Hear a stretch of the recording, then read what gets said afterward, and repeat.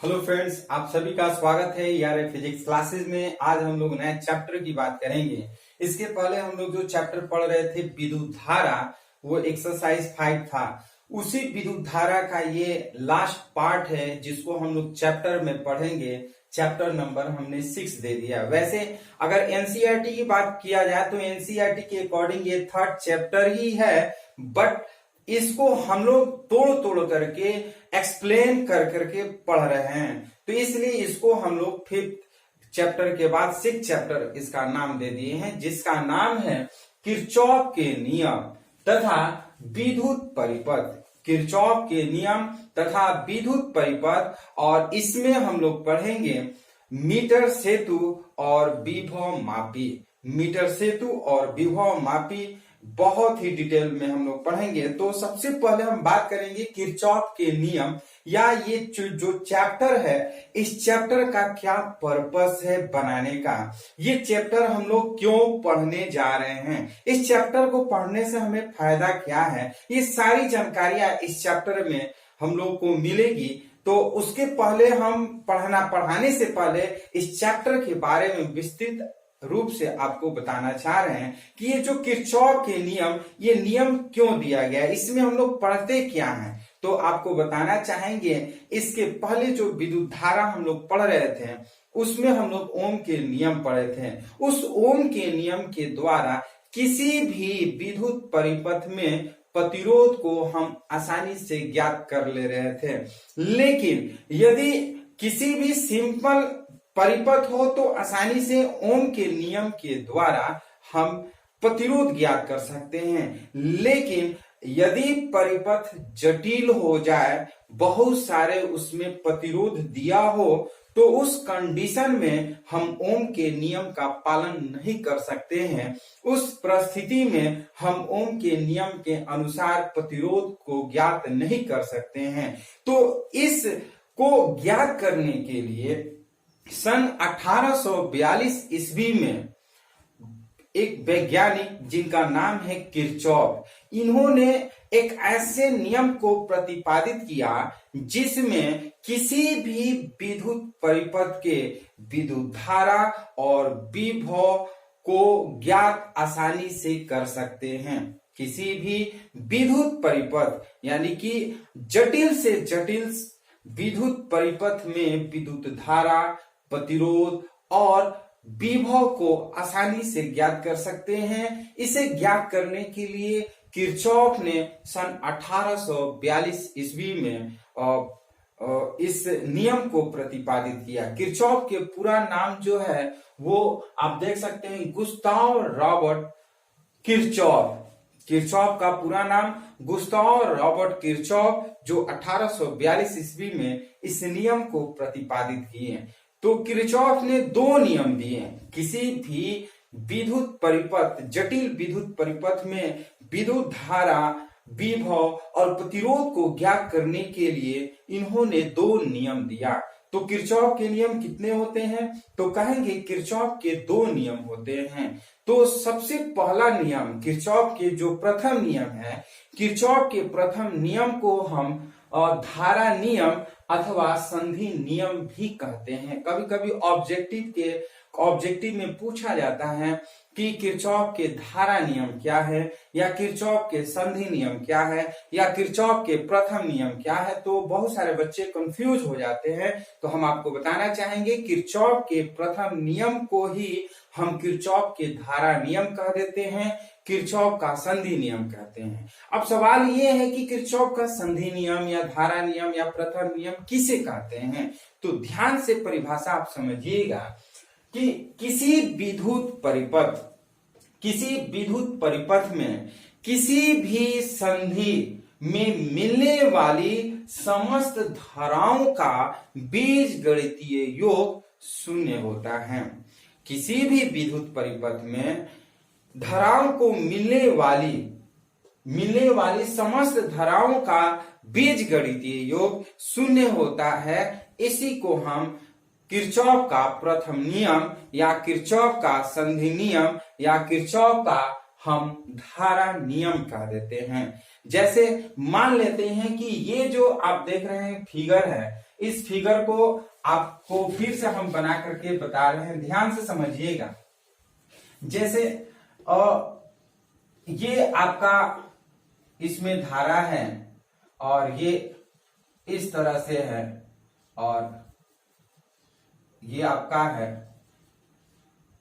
इसमें बहुत सारा धारा, कुछ धाराएं जो है ये ओ बिंदु है जो केंद्र बिंदु हम कहेंगे। अब इसको हम अगर हम I1 मान लेते हैं, इसको हम I2 मान लेते हैं, इसको हम I3 मान लेते हैं, इसको हम I4 मान लेते हैं और इसको हम I5 मान लेते हैं, तो ये हमारा प्रतिरोध R1 हो जाएगा, इसका प्रतिरोध R2 हो जाएगा, इसका प्रतिरोध R3 हो जाएगा, ये प्रतिरोध हमारा R4 हो जाएगा और ये प्रतिरोध हमारा R5 होगा। तो ध्यान से आप समझिएगा, ये हमारा फिगर हो गया। और इस फिगर के अनुसार यानी कि जो हमने परिभाषा पढ़ा कि किसी भी विद्युत परिपथ में, ये विद्युत परिपथ है, किसी भी विद्युत परिपथ कि किसी भी संधि, संधि का मतलब कि जहां पर सारी धाराओं का मिलन हो, किसी भी संधि पर कुल मिलने वाली या समस्त मिलने वाली विद्युत धाराओं का योग जो होता है वो शून्य होता है। अर्थात हम लिख सकते हैं summation I is equal to 0। Summation I का मतलब कि इसमें जो भी धाराएं हैं इन सबका जो योग होगा, जोड़ होगा, बीजगणितीय योग, वो सबका मान जो होगा वो 0 हो जाएगा। अब इसमें सबसे बड़ी खासियत होती ये है कि इसका हम जोड़ते हैं तो सिंपली क्या होता है कि जो धाराएं केंद्र की ओर जाती हैं यानी कि ये संधि की ओर जाती हैं उसे हम धनात्मक कर देते हैं और जो धाराएं इस संधि से बाहर की ओर जाती हैं उन धाराओं को हम ऋणात्मक के रूप में लिखते हैं। ध्यान से समझिएगा, ये फिगर है, इस फिगर में केंद्र बिंदु O है, केंद्र बिंदु O की तरफ जो भी धाराएं जाएंगी उनका योग पॉजिटिव मीन्स वो पॉजिटिव होगा यानी कि धनात्मक होगा, और केंद्र बिंदु से जो धाराएं दूर जाएंगी तो वो उसका जो मान होगा वो ऋणात्मक होगा। तो इस सब का योग तो हमने शून्य कर दिया। तो एग्जाम्पल में हम लिख सकते हैं, जैसे हम I1 कर सकते हैं, अंदर की ओर जा रहा है, प्लस I2 कर लेते हैं, अंदर की ओर जा रहा है, और यहाँ प्लस और ये माइनस I3 करेंगे क्योंकि ये केंद्र बिंदु O से बाहर की ओर जा रहा है। जो बाहर जाएगा उसको ऋणात्मक, जो अंदर जाएगा उसको धनात्मक, और प्लस कर लेते हैं। या आप देख सकते हैं I4 भी बाहर की ओर जा रहा है तो माइनस I4 कर लेते हैं और प्लस करते हैं। या आप देख रहे हैं I5 भी माइनस I5 भी बाहर की ओर जा रहा है। तो इस सबका योग जो होता है वो शून्य होता है। इसको हम ऐसे भी लिख सकते हैं I1 plus I2 minus I3 minus I4 और माइनस I5, इसको इज इक्वल टू 0 भी लिख सकते हैं। या फिर आप ऐसे भी लिख सकते हैं I1 plus I2 is equal to I3 plus I4 plus I5। इस तरह से हम जोड़ते हैं किसी भी विद्युत परिपथ में किरचॉफ के प्रथम नियम से या किरचॉफ के धारा नियम से या किरचॉफ के संधि नियम से उस विद्युत परिपथ की कुल धाराओं का जो मान होता है वो शून्य होता है, शून्य के बराबर होता है। अब सवाल यहाँ पे सबसे बड़ी ये है कि जो केंद्र की ओर धारा जाती है उसे हम धनात्मक लेते हैं और जो केंद्र से बाहर की ओर धारा जाती है उसे हम ऋणात्मक लेते हैं। जैसे I1 जो है केंद्र की ओर जा रही है तो हम धनात्मक लिए हैं, I2 भी देख रहे हैं कि केंद्र की ओर जा रही है तो धनात्मक लिए हैं, प्लस किए हैं, और I3 आप देख रहे हैं केंद्र से बाहर की ओर जा रही है तो इसे हम ऋणात्मक किए हैं, प्लस I4 भी आप देख सकते हैं ये बाहर की ओर जा रही है तो ऋणात्मक किए हैं, प्लस और I5 भी देख रहे हैं तो ये केंद्र से बाहर की ओर जा रही है तो हम इसको भी माइनस किए। तो ये कुल धाराओं का योग जो होता है वो शून्य होता है। अब ये प्लस माइनस माइनस हो जाएगा, plus minus minus, plus minus minus, और इज इक्वल टू 0 कर लेते हैं और धनात्मक को एक तरफ कर लेते हैं, ऋणात्मक को जब इसके इधर लाते हैं तो ये धनात्मक हो जाता है। तो यहाँ पे स्पेशल हमने नोट में लिख दिया है कि संधि की ओर जाने वाली धाराएं जो होती है वो धनात्मक और संधि से दूर जाने वाली धाराएं जो होती हैं वो ऋणात्मक होती है। ये दिमाग में याद रखे रहिएगा। जब ये आपके दिमाग में याद रहेगा तो न्यूमेरिकल इस पे जो भी आएगा वो आसानी से बन जाएगा, ओरली बन जाएगा। तो याद रखिएगा, कमेंट बॉक्स में जरूर लिखिएगा कि धनात्मक कब होगा और ऋणात्मक कब होगा। ये आपका क्वेश्चन रहेगा, कमेंट बॉक्स में जरूर लिखिएगा। धनात्मक कब होगा और ऋणात्मक कब होगा, यानी कि जो प्रथम नियम है, किरचॉफ के प्रथम नियम के अनुसार विद्युत धारा धनात्मक कब होगा और ऋणात्मक कब होगा, तो कमेंट बॉक्स में लिखिएगा। अगर ये आप समझ लेते हैं तो न्यूमेरिकल आसानी से बन जाता है। और सबसे खासियत ये है कि जो किरचॉफ का प्रथम नियम है वो विद्युत आवेश का संरक्षण का नियम होता है। यानी कि हम कह सकते हैं, सेकेंड आप देख सकते हैं इसका नोट जो है, किरचॉफ के प्रथम नियम आवेश संरक्षण के नियम को व्यक्त करता है। आवेश संरक्षण को नियम को कैसे व्यक्त करता है, ध्यान से समझिएगा। जितना आवेश अंदर जा रहा है उतना ही आवेश बाहर निकल रहा है। देखिए I1 I2 जो दो आवेश जो है, जितना आवेश अंदर की ओर गया उतना ही आवेश बाहर को भी निकला, यानी कि ना आवेश खत्म हुआ और ना ही आवेश बढ़ा। तो इस तरह से जितना आवेश अंदर गया उतना आवेश बाहर निकला।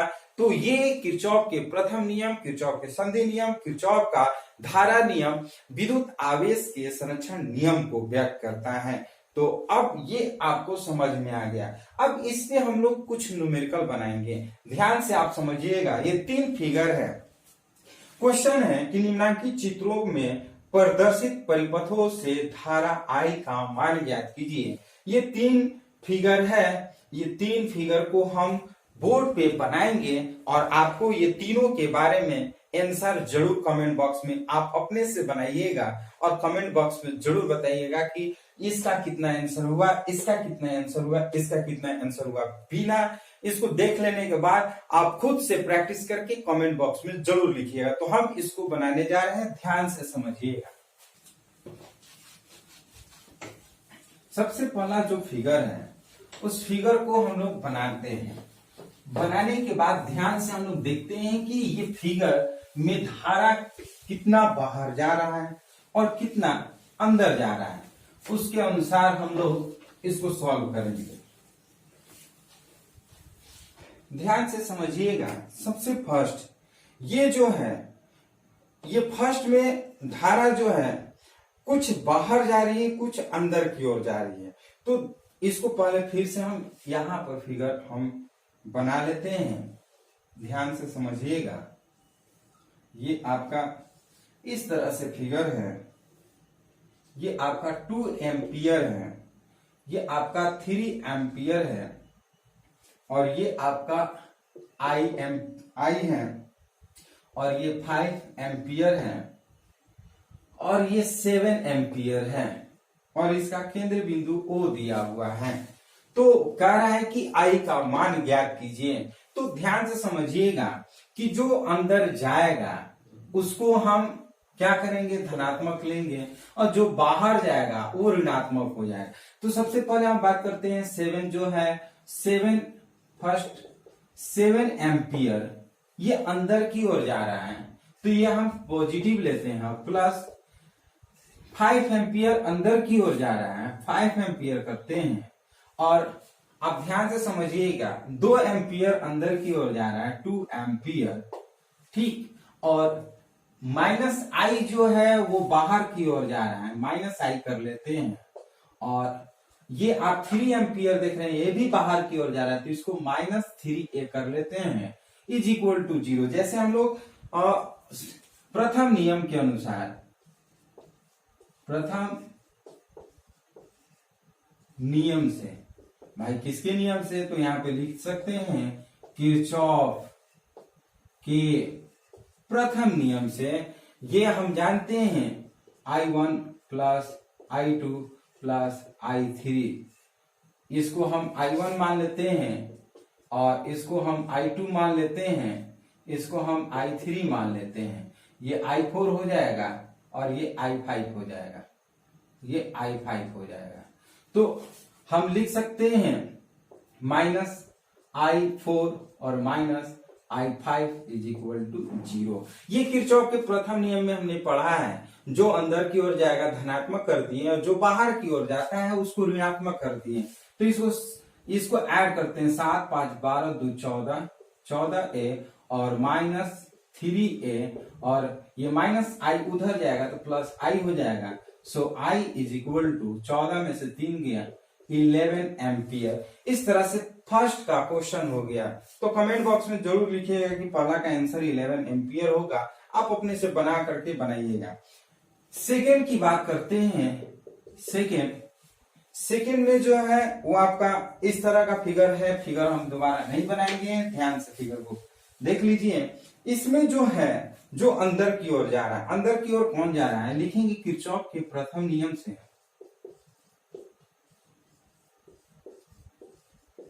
प्रथम नियम से summation I is equal to 0। इसलिए समेशन आई का मतलब ये सब का मान जो है वो 0 की इक्वल कर लेते हैं। इसलिए लिख लेते हैं 0.7 एम्पियर। चूंकि अंदर जा रहा है तो पॉजिटिव करेंगे, प्लस ये भी अंदर जा रहा है तो प्लस 1.2 एम्पियर कर लेते हैं। अब ध्यान से समझिए, ये बाहर जा रहा है, ये भी बाहर जा रहा है, ये भी बाहर जा रहा है, तो माइनस हम कर लेते हैं 0.8 एम्पियर, माइनस आई कर लेते हैं और minus 0.1 ampere is equal to 0। अब इसको हम ऐड करते हैं, ये आपका हो जाएगा 1.7 और 2 9 एम्पियर, और माइनस ये माइनस वाले को एक साथ करते हैं तो ये आपका हो जाएगा 0.9 ampere is equal to minus I उधर जाएगा तो आई हो जाएगा। So I is equal to, ध्यान से समझिएगा, 1.9 एम्पियर में से 0.9 एम्पियर घटाएंगे तो बताइएगा कितना होगा, तो लिख सकते हैं 1 एम्पियर। तो इस तरह से इसका आंसर ये हो गया। अब थर्ड का हम लोग बनाना चाहेंगे, ध्यान से समझिएगा। ये थर्ड, इसमें भी लिखेंगे किरचॉफ के प्रथम नियम से summation I is equal to 0। तो हम लिख सकते हैं, जैसे ये अंदर जा रहा है, अंदर की ओर जा रहा है तो ये पॉजिटिव हो जाएगा 5 एम्पियर, ये भी अंदर की ओर जा रहा है तो पॉजिटिव हो जाएगा +2 एम्पियर, और ये आप देख रहे हैं कि बाहर की ओर जा रहा है तो -4 एम्पियर, और ये बाहर की ओर जा रहा है तो -i इज इक्वल टू 0। यानी कि सबको हम जोड़ दिए हैं, 0 के बराबर कर दिए हैं। और ध्यान देना होगा कि जो अंदर जा रहा है, जैसे ये अंदर जा रहा है, ये भी अंदर जा रहा है तो पॉजिटिव, और जो यहां से बाहर जा रहा है तो उसको हम नेगेटिव लिए हैं। तो 5 और 2 7 एम्पियर और -4 ampere is equal to -i उधर जाएगा तो i हो जाएगा। So i is equal to 7 - 4 यानी कि 3 एम्पियर। इस तरह से ये न्यूमेरिकल हमारा आसानी से बन जाता है। तो अभी हम लोग पढ़े हैं किरचॉफ का प्रथम नियम। अब हम लोग जो सेकेंड है किरचॉफ का, वो किरचॉफ का सेकेंड नियम पढ़ेंगे। तो इस कमेंट बॉक्स में जरूर लिखिएगा तीनों का आंसर, हमें ये पता चलेगा कि नहीं आप वीडियो को ध्यान से देख रहे हैं और समझ रहे हैं। तो फिर हम लोग सेकेंड जो है किरचॉफ का सेकेंड नियम वो हम पढ़ने जा रहे हैं। अब हम लोग बात कर रहे हैं नेक्स्ट नियम का। इसके पहले आप लोग पढ़े होंगे किरचॉफ का प्रथम नियम। इसके पहले हम लोग पढ़े हैं क्या, किरचॉफ का प्रथम नियम। किरचॉफ के प्रथम नियम में कुछ हम लोग न्यूमेरिकल बनाए हैं, और अब हम लोग पढ़ने जा रहे हैं किरचॉफ के द्वितीय नियम। किरचॉफ के द्वितीय नियम को हम वोल्ट का नियम या लूप का नियम भी कहते हैं। किरचॉफ का द्वितीय नियम को हम वोल्ट का नियम अथवा लूप का नियम भी कहते हैं। अब बात करते हैं कि किरचॉफ का द्वितीय नियम है क्या, वोल्ट का नियम क्या है, लूप का नियम क्या है। कभी कभी एग्जाम में, कभी 2 नंबर का एग्जाम में पूछ देता है कि किरचॉफ का वोल्ट का नियम क्या है या किरचॉफ का लूप नियम क्या है। तो घबराने की जरूरत नहीं है, किरचॉफ का द्वितीय नियम को ही हम किरचॉफ का वोल्ट का नियम और लूप के नियम से हम लोग जानते हैं। अब परिभाषा की बात करते हैं तो ध्यान से समझिएगा।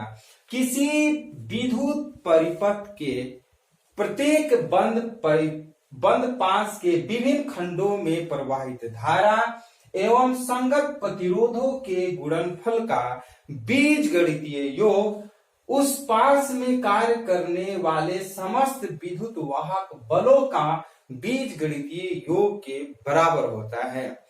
फिर से समझिए कि वोल्टा का नियम क्या है, लूप का नियम क्या है, किरचॉफ के द्वितीय नियम क्या है। तो कहेंगे किरचॉफ के द्वितीय नियम के अनुसार किसी विद्युत परिपथ के प्रत्येक बंद पास के विभिन्न खंडों में प्रवाहित धारा और संगत प्रतिरोध के गुणनफल का बीजगणितीय योग उस बंद पास में कार्य करने वाले समस्त विद्युत वाहक बलों के बीजगणितीय योग के बराबर होता है। इसी को हम किरचॉफ का द्वितीय नियम या वोल्टा नियम या लूप का नियम कह देते हैं। अर्थात हम कह सकते हैं summation I R is equal to summation E. Summation I R is equal to summation E. For example की बात करते हैं, जैसे ये आप देख रहे हैं कि ये जो है विद्युत परिपथ है, ये विद्युत परिपथ है। इसमें दो आप देख सकते हैं कि एक ये जो परिपथ है और एक ये परिपथ है। प्रत्येक बंद परिपथ में संगत विद्युत धारा और प्रतिरोधों के गुणनफल का बीजगणितीय योग उस बंद पास में समस्त विद्युत वाहक बलों के बीजगणितीय योग के बराबर होता है। अर्थात summation I R is equal to summation E. अब ये देख सकते हैं कि ध्यान से समझिएगा, A B C D E F ये आपका विद्युत परिपथ है जिसमें I1 धारा प्रवाहित हो रही है, R1 प्रतिरोध है और इसका विद्युत वाहक बल E1 है। आप देख सकते हैं इसका डायरेक्शन जो है इधर की ओर है।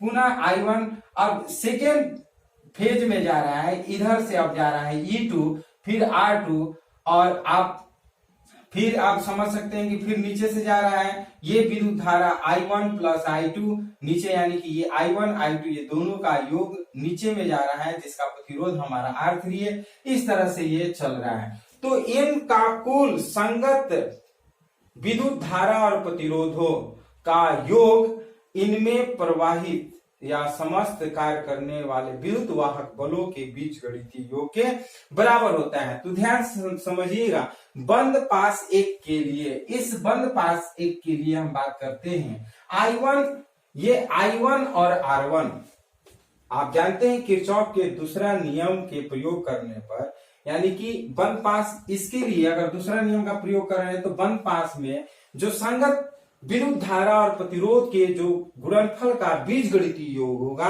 वो आपका विद्युत वाहक बलों के बीजगणितीय योग के बराबर हो जाएगा। तो इस पास की बात कर रहे हैं। पास बहुत लोग कंफ्यूज होगा। पास का मतलब एक ऐसा घेरा जो बंद हो, एक ऐसा घेरा जो बंद हो। जैसे आप देख रहे हैं फर्स्ट ये बंद है, ए बी सी डी जो है ये बंद परिपथ है। तो इसमें किरचॉफ के दूसरे नियम का प्रयोग करने से ध्यान से समझिएगा, I1 R1 और माइनस ये आप देख सकते हैं कि अब ये ऊपर से आ रहा है और ये इधर से, ये यानी कि ये अंदर जा रहा है तो ये बाहर निकल रहा है। तो ये I2 R2, I1 R1 minus I2 R2 is equal to, इसमें दो विद्युत वाहक बल है, एक E1 है एक E2 है। तो इन दोनों विद्युत वाहक बलों के योग, यहां पर योग है क्योंकि एक दूसरे के अपोजिट में है, एक दूसरे के विपरीत में, ये ऊपर से आ रहा है ये इधर से जा रहा है। तो इस कंडीशन में माइनस हम कर लेते हैं, इसको इक्वेशन 1 कर लेते हैं। ध्यान से समझिएगा, इसी प्रकार हम बंद पास 2 के लिए करते हैं। इसी प्रकार जिस तरह से ऊपर वाला किए हैं उसी प्रकार हम बंद पास 2 के लिए करेंगे। अब 2 के लिए क्या करते हैं कि ये जो I1 I2 धारा नीचे जा रहा है तो हम I1 प्लस I2 आप देख सकते हैं I1 I2, ये I1 I2 जो I1 और R2 जो है ये ऊपर से नीचे की ओर जा रहा है।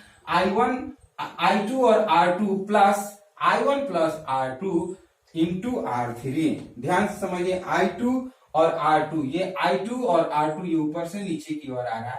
इनका संगत धारा और प्रतिरोध के गुणनफल, इनके संगत धारा और प्रतिरोध के गुणनफल का बीजगणितीय योग बराबर जो होता है, इसमें प्रवाहित ये ऊपर नीचे से जा रहा ऊपर, ये आपका विद्युत वाहक बल E2 के बराबर हो जाएगा।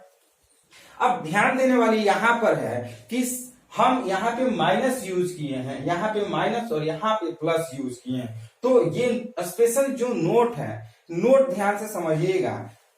किसी प्रतिरोध के अनुदिश धारा की दिशा में चलने पर धारा और प्रतिरोध का गुणनफल धनात्मक तथा विपरीत दिशा में चलने पर गुणनफल ऋणात्मक लिया जाता है। ध्यान से समझिएगा, जब धारा और प्रतिरोध एक ही दिशा में चलते हैं तो उनके संगत गुणनफल जो होगा धारा और प्रतिरोध का वो धनात्मक होगा, लेकिन विपरीत दिशा में चलेंगे तो उनका गुणनफल जो होगा ऋणात्मक होगा। जैसे हमने यहाँ पे ऋणात्मक लिया है, तो ध्यान से समझिएगा I1 और R1 अब ये संगत एक ही दिशा में चल रहे हैं तो इनका गुणनफल धनात्मक हो गया। अब ये आ रहा है, अब इसके ये विपरीत चल रहा है तो इसके ये विपरीत यानी कि I2 R2 जो है वो ऋणात्मक हुआ है, इज इक्वल टू। अब इनका अब विद्युत वाहक बल की बात करते हैं। अब सेकेंड में नोट में देखिएगा, किसी सेल के अनुदिश इलेक्ट्रोड से धन इलेक्ट्रोड की ओर चलने पर विद्युत वाहक बल धनात्मक होगा। किसी सेल के अनुदिश ऋण इलेक्ट्रोड से धन इलेक्ट्रोड की ओर चलने पर विद्युत वाहक बल धनात्मक होगा तथा धन इलेक्ट्रोड से ऋण इलेक्ट्रोड की ओर चलने पर विद्युत वाहक बल ऋणात्मक माना जाता है। तो ध्यान से समझिएगा, धनात्मक कब, जब ये ध्यान से ये आपका ऋण इलेक्ट्रोड से ये धन इलेक्ट्रोड की ओर जाता है, ये ऋण इलेक्ट्रोड से धन इलेक्ट्रोड की ओर जा रहा है तो E1 जो है वो धनात्मक लिया गया है, और ये जो है धन इलेक्ट्रोड से ये ऋण इलेक्ट्रोड की तरफ जाएगा तो इसको हम निगेटिव लिए। इसीलिए यहाँ पर I1 R1 minus I2 R2 is equal to E1 minus E2 किए हैं। और 1 पास 2 के लिए जो किरचॉफ का द्वितीय नियम लागू किए हैं, देख रहे हैं कि I2 और R2 एक ही दिशा में चल रहे हैं, ये ऊपर से पुनः इस दिशा में आ रहे हैं। ध्यान से समझिए, एक ही दिशा में चल रहा है I2 R2, यह हम पॉजिटिव किए हैं प्लस, ये आप देख रहे हैं कि इसी के साथ साथ ये भी चल रहा है यानी कि I1 plus I2 into R3 is equal to, ये अब इस तरह से चल रहे हैं यानी कि धनात्मक से ऋणात्मक की ओर जा रहा है तो ये आपका E2 हो गया। इसको इक्वेशन सेकंड कर लेते हैं। यदि इक्वेशन फर्स्ट और सेकंड को अगर हम सॉल्व करते हैं तो हमारा I1 और I2 का मान ज्ञात हो जाता है, विद्युत धारा का मान ज्ञात हो जाता है आसानी से। तो इस तरह से हम ज्ञात करते हैं। चूंकि ये एग्जाम्पल के रूप में समझाए हैं, हम लोग न्यूमेरिकल बनाएंगे तो और क्लियर हो जाएगा। तो याद रखिएगा, सबसे पहले चिन्ह इसका बहुत इंपॉर्टेंट होता है, माइनस कब लगाएंगे प्लस कब लगाएंगे। तो चिन्ह के लिए नोट हमने लिख दिया है कि नोट को आप लिख करके याद जरूर करिएगा। फिर से आपको बता रहे हैं कि किसी प्रतिरोध के अनुदिश धारा की दिशा में चलने पर धारा और प्रतिरोध का गुणनफल धनात्मक तथा उसके विपरीत दिशा में चलने पर गुणनफल जो होगा वो ऋणात्मक लिया जाता है। और सेकेंड जो है, किसी सेल के अनुदिश इलेक्ट्रोड से धन इलेक्ट्रोड की ओर चलने पर विद्युत वाहक बल धनात्मक लिया जाता है। यानी कि ऋण इलेक्ट्रोड से धन इलेक्ट्रोड की तरफ चलते हैं तो विद्युत वाहक बल धनात्मक लिया जाता है, और हम धन इलेक्ट्रोड से अगर ऋण इलेक्ट्रोड की तरफ चलते हैं तो विद्युत वाहक बल हमारा ऋणात्मक होता है। तो ये नोट था। जो सबसे मोस्ट इंपोर्टेंट नोट है वो थर्ड है, जो आपका किरचॉफ का द्वितीय नियम है या किरचॉफ का वोल्टता नियम है या किरचॉफ का लूप का नियम है। ये जो है वो विद्युत आवेश के ऊर्जा संरक्षण के नियम का पालन करता है। ये किरचॉफ का द्वितीय नियम ऊर्जा संरक्षण के नियम का पालन करता है, क्योंकि जितना हम ऊर्जा इसमें देते हैं उतना ही ऊर्जा बाहर निकलता है। यानी कि ऊर्जा को न तो उत्पन्न कर रहे हैं और न ही नष्ट कर रहे हैं। यानी कि इस सर्किट में, इस विद्युत परिपथ में जितना हम ऊर्जा इसमें देते हैं उतना ही ऊर्जा हमें बाहर निकलती है। तो इस तरह से हम कहेंगे किरचॉफ के द्वितीय नियम ऊर्जा संरक्षण के नियम का पालन करता है। और हम लोग किरचॉफ का प्रथम नियम या हम लोग वहां पर बिंदु नियम हम लोग पढ़े थे, तो हम बताए थे कि किरचॉफ का प्रथम नियम आवेशों के संरक्षण का नियम का पालन करता है। तो इस तरह से ये किरचॉफ का द्वितीय नियम था। और इसमें एक हम लोग अच्छा सा न्यूमेरिकल बना रहे हैं जो कि बहुत ही आसान है, थोड़ा सा दिमाग लगाइएगा तब बहुत आसान हम लोग न्यूमेरिकल बनाएंगे। इस पे, क्योंकि न्यूमेरिकल बनाने से अब ये सर्किट है, इस सर्किट के बारे में आप बढ़िया से जान जाइएगा। जब हम लोग न्यूमेरिकल बनाएंगे तब आप देख सकते हैं कि नीचे एक फिगर दिया हुआ है। इस फिगर में हमें क्या करना है कि I1 और I1, I2, I3 का मान ज्ञात करना है।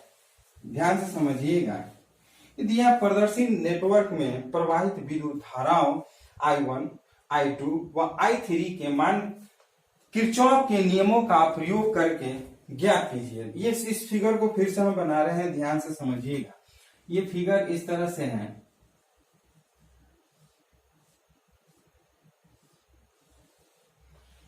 फिगर चूंकि बढ़िया से रहेगा तभी आपको समझ में आएगा, और फिगर अगर बढ़िया से नहीं रहेगा तो समझ में दिक्कत होता है समझने में। ये आपका I1 है, ये आपका I2 है, ये P है, ये Q है, और ये आपका अपर की ओर है I3 है, ये आपका 5 ओम, ये आपका 2 ओम, और ये आपका 3 ओम दिया हुआ है, और ये 6 वोल्ट, और ये आपका 12 वोल्ट दिया हुआ है। पूछ रहा है क्या, I1, I2 और I3 का मान ज्ञात कीजिए। तो ध्यान से समझिए, इसी का एक और फिगर हम बनाने जा रहे हैं, क्योंकि इस फिगर को एक्सप्लेन करने के लिए उस फिगर को बनाना बहुत जरूरी है। ये ध्यान से आप समझिएगा। इसी फिगर को हम बना रहे हैं। ये आपका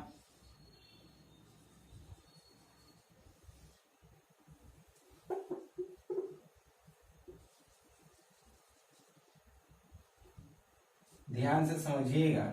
ये हमने फिगर बना लिया, ये इस तरह से फिगर हमारा है, और ये हमारा ये बन गया। ये हमारा अपर I1 है, और ये I2 है, और ये I3 है, ये आपका P, ये Q है, और ये आपका 6 वोल्ट, और ये 12 वोल्ट। ये आपका 3 ओम है, ये 2 ओम, और ये 5 ओम है। अब ध्यान से समझिएगा, हम इसमें करना क्या चाह रहे हैं। ये फिगर हम सेम के सेम बना दिए।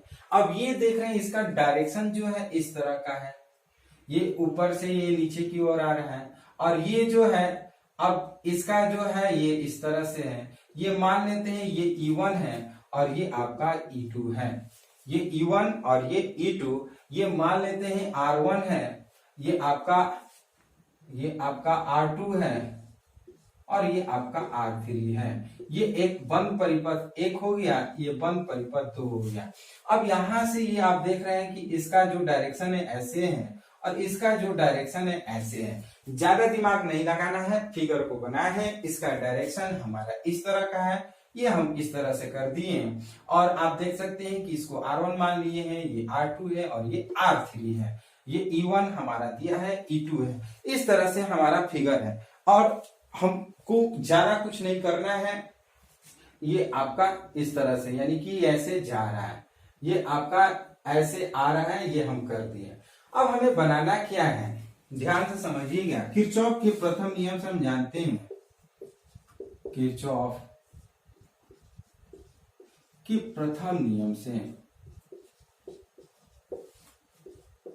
आप पढ़े हैं कि यदि धारा ये अंदर की ओर जा रहा है, ये भी अंदर की ओर जा रहा है, ध्यान से समझिए, ये जा रहा है और ये जा रहा है। मान लेते ये पॉइंट P है, यहां पर भी ये धारा जा रहा है, यहां पर जा रहा है, लेकिन ये जो है वो बाहर की ओर निकल रहा है। तो हम लिख सकते हैं I1 प्लस I3 और minus I2 is equal to 0, या हम लिख सकते हैं ये I1 I2 is equal to I1 और प्लस I2 इस ये हो गया I3, इसको इक्वेशन 1 कर लेते हैं। ध्यान से समझिएगा, किरचॉफ के प्रथम नियम से हम जानते हैं कि कुल धाराओं का योग जो होता है वो शून्य होता है। ये P बिंदु है, P बिंदु पर I1 जा रहा है, P बिंदु पर I2 I3 जा रहा है, और यहां से I2 बाहर की ओर जा रहा है, तो बाहर निकलता है, तो उसको हम माइनस में कर लेते हैं। I2 is equal to I1 plus I3, इसको इक्वेशन 1 कर लेते हैं। अब ध्यान से समझिएगा, किरचॉफ का द्वितीय नियम से हम लोग किरचॉफ का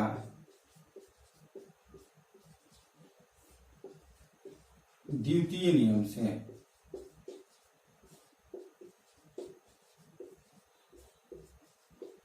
यहां पर देखिएगा, संगत विद्युत धारा और प्रतिरोध। संगत विद्युत धारा जो है वो I1 है और R1। ध्यान से समझिए, संगत विद्युत धारा हमारा I1 और R1 ये हमारा प्लस हो जाएगा। और आप देख सकते हैं ये जो जा रहा है ऐसे कंडीशन में है, और प्लस हम कर लेते हैं क्या, I2 into R3 is equal to ये आपका I1 I2 करते हुए E1 की ओर जा रहा है, तो ये कर लेते हैं E1, या फिर इसको हम I1 और R1 की जगह पर हम 3 रख लेते हैं, और प्लस I2 की जगह पर हम I1 और प्लस I3 कर लेते हैं, और इंटू R3 की जगह पर 2 है, 2 कर लेते हैं, और E1 की जगह पर हम E1 का वैल्यू आप देख सकते हैं 6 है, तो 6 कर लेते हैं। इसको सॉल्व करते हैं, बहुत इजी है, ज्यादा दिमाग नहीं लगाना है। इसको सॉल्व करते हैं तो ये हमारा 3I1 और प्लस ये आपका 2I1 प्लस ये आपका 2I3 और इज इक्वल टू 6, या आप 3I1 और 2I1 ये 5I1 और plus 2I3 is equal to 6, इसको इक्वेशन 2 कर लेते हैं। और ध्यान से समझिएगा, ये किरचॉफ के द्वितीय नियम, ये किरचॉफ के द्वितीय नियम से इसको हम कर लिए बंद पास एक के लिए।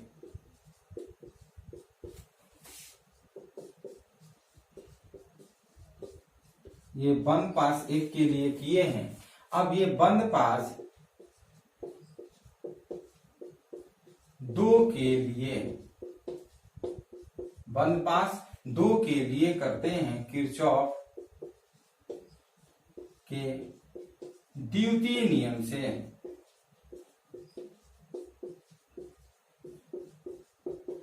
अब ध्यान से समझिएगा, किरचॉफ के द्वितीय नियम से अब बंद पास एक के लिए तो हम कर दिए, ये आपका हो गया I1 R1 plus I2 R3 is equal to 6 volt.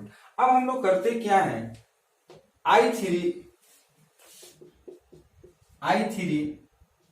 R2 plus I2 और R3 इज इक्वल टू आप कर सकते हैं, जैसे ये आपका E1 था, यहां पर आपका E2 हो जाएगा। ध्यान से समझिएगा, I3 हम कर दिए, और I3 I2 plus I2 R3, ये I3 R2 प्लस ये आपका I2 R3 is equal to E2 कर दिए। इस तरह से हमारा ये हो गया।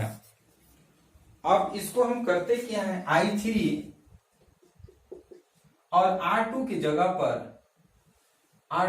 पर 5 रखते हैं, प्लस और I2 की जगह पर हम लिख सकते हैं I1 प्लस I3,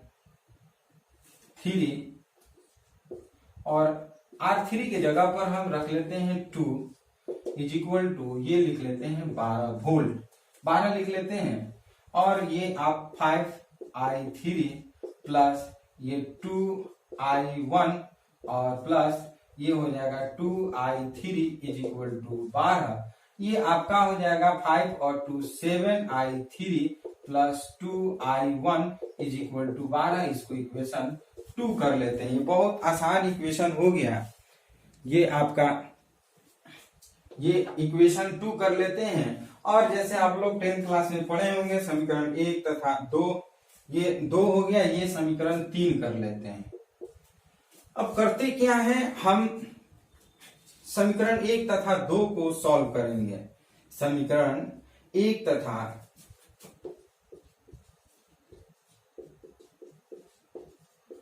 2 को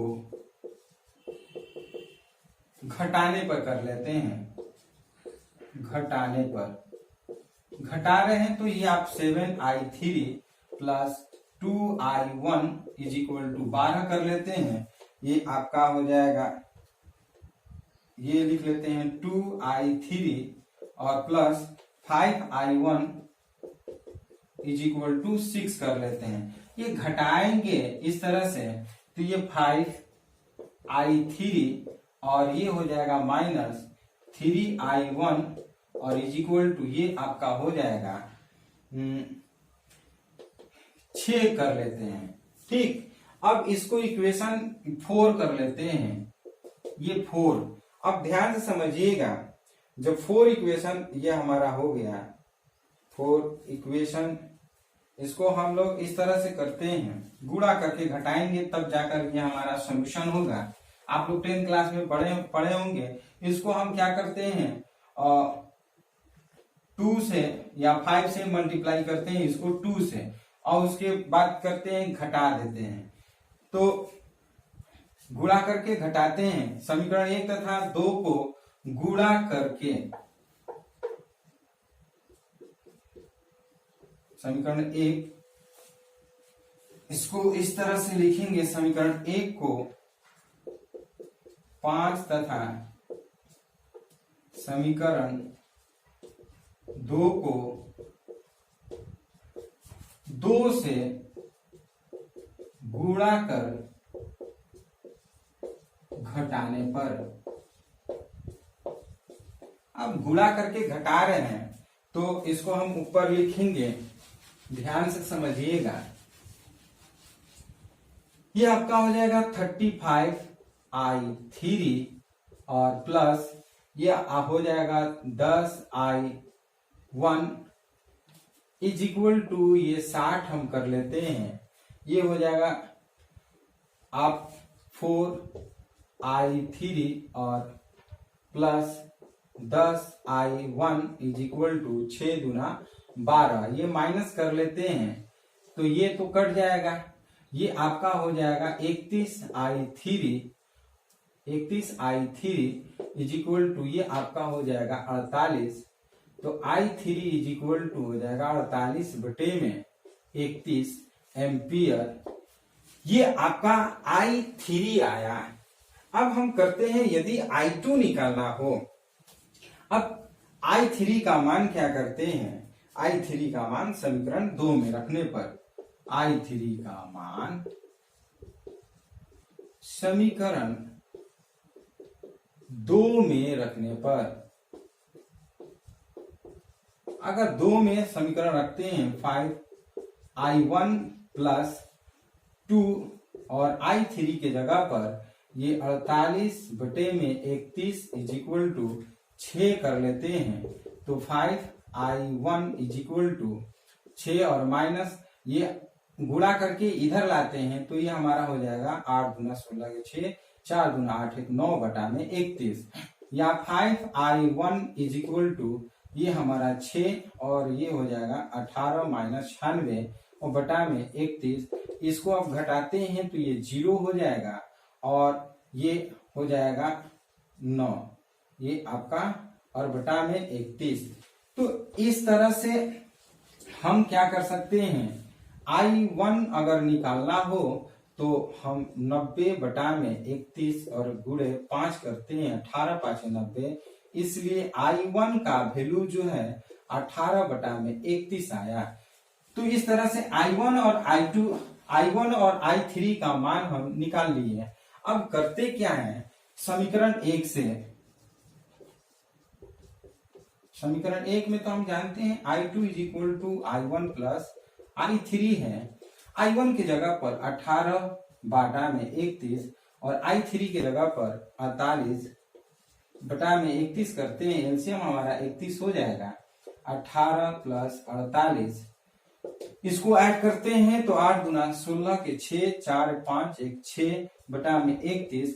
सो i2 इज इक्वल टू हमारा 66 बटा में 31 एम्पियर। इस तरह से आपका आंसर हो गया। ये I1 का वैल्यू निकला, ये I2 का वैल्यू निकला और I3 का वैल्यू निकल गया। ये न्यूमेरिकल बहुत आसान है, सिर्फ जोड़ और घटाव हम किए हैं, ज्यादा दिमाग नहीं लगा है। तो ये वीडियो कैसा लगा? यदि वीडियो पसंद है तो कृपया लाइक शेयर कमेंट जरूर करिए, और यदि आप हमारे नए व्यूअर हैं तो इस चैनल को सब्सक्राइब करिए। और इससे भी बेटर हम लोग न्यूमेरिकल मिले पढ़ने को मिलेगा, थ्योरी पढ़ने को मिलेगा। फिर हम लोग नेक्स्ट वीडियो में मिलते हैं, और इस वीडियो में कमेंट बॉक्स में जरूर लिखिएगा कि I1, I2 और I3 का मान कितना आया है, ताकि हमें पता चले कि आपको भी जोड़ घटाव गुणा भाग बहुत बढ़िया से आता है। ये कैलकुलेशन करना बहुत आसान है, आपको आया जरूर होगा। तो एक लाइक जरूर करिएगा। यदि आप हमारे नए व्यूअर हैं तो सब्सक्राइब करिएगा। फिर मिलते हैं हम लोग नए वीडियो में। तो धन्यवाद।